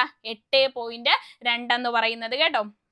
ഓക്കെ, അടുത്തതിലേക്ക് വന്നു കഴിഞ്ഞാൽ 2025 ഡിസംബറിൽ ഇന്ത്യൻ ഹോക്കി വനിതാ ടീമിന്റെ മുഖ്യ പരിശീലക സ്ഥാനം രാജിവെച്ചത് ആരാണെന്നുള്ളതാണ്. ഇത് നിങ്ങളുടെ അവസാനത്തെ ക്വസ്റ്റ്യൻ ആണ്. ഇത് നിങ്ങൾ കമന്റ് ചെയ്യേണ്ട ക്വസ്റ്റ്യൻ ആണ്. കമന്റ് ബോക്സിൽ കമന്റ് ആയിട്ട് നിങ്ങൾ ഇതിന്റെ ആൻസർ കമന്റ് ചെയ്യണം കേട്ടോ. അങ്ങനെ നമ്മൾ ഈ വീക്ക് പഠിച്ച എല്ലാ കാര്യങ്ങളെയും നമ്മൾ റിവൈസ് ചെയ്തിരിക്കുകയാണ്. ഒട്ടുമിക്ക എല്ലാ കാര്യങ്ങളെയും എക്സ്ട്രാ പോയിന്റ്സും കാര്യങ്ങളും ഏറ്റവും ഇമ്പോർട്ടന്റ് ആയിട്ടുള്ള എക്സ്ട്രാ പോയിന്റ്സും കാര്യങ്ങളൊക്കെ പറഞ്ഞ് നല്ല ഉഷാറായിട്ട് ഈ ദിവസം ഈ ഒരു വീക്ക് പഠിച്ച എല്ലാ കാര്യങ്ങളെയും നമ്മൾ ഓർത്തെടുത്തിരിക്കുകയാണ്, സെറ്റാക്കി എടുത്തിരിക്കുകയാണ്. നമ്മുടെ ലൈവ് ഇല്ലായിരുന്നത് വേറൊന്നും കൊണ്ടല്ലടാ, നമുക്ക് കുറച്ച് ടെക്നിക്കൽ ഇഷ്യൂസ് ഉള്ളത് കൊണ്ടാണ് ലൈവില് ആദ്യം ഷെഡ്യൂൾ ചെയ്തിട്ട് പിന്നെ നമുക്ക് കുറച്ച് ടെക്നിക്കൽ ഇഷ്യൂസ് വന്നതുകൊണ്ടാണ് നമ്മൾ ഈ ഒരു ക്ലാസ് റെക്കോർഡ് ആക്കിയത്. സോ എന്തായാലും നിങ്ങൾക്ക് യൂസ്ഫുൾ ആയിട്ടുണ്ടെന്ന് വിശ്വസിക്കുന്നു. അപ്പൊ നമ്മൾ ഇത്രയും നാളെ പഠിച്ച കാര്യങ്ങൾ, ഇത്രയും ഈ ഒരു വീക്ക് പഠിച്ച എല്ലാ കാര്യങ്ങളെയും നമ്മൾ റിവൈസ് ചെയ്തു. ഇതിന്റെ ആൻസർ നിങ്ങൾ കമന്റ് ബോക്സിൽ കമന്റ് ആയിട്ട് രേഖപ്പെടുത്തണം കേട്ടോ. നല്ല ഉഷാറായിട്ട് പഠിക്കണം, നല്ല ആക്റ്റീവ് ആയിട്ടിരിക്കണം. ലൈവിൽ വരാൻ പറ്റിയില്ലെങ്കിലും ഞാൻ നിങ്ങൾക്ക് വേണ്ടി റെക്കോർഡ് ഇട്ടിരിക്കും, അതുകൊണ്ടാണ് റെക്കോർഡ് ഇടുന്നത്. അപ്പൊ എല്ലാവരും നല്ല രീതിക്ക് ഉഷാറായിട്ട് പഠിക്കുക, ആക്റ്റീവ് ആയിട്ടിരിക്കുക. അതുപോലെ തന്നെ നമുക്ക് നാളെ 10:30 ഡെയിലി കറണ്ട് അഫേഴ്സുമായിട്ട് നമുക്ക് കാണാം. അപ്പൊ എല്ലാവരും ഉഷാറായിട്ട് പഠിക്കട്ടോ. Okay, bye, thank U.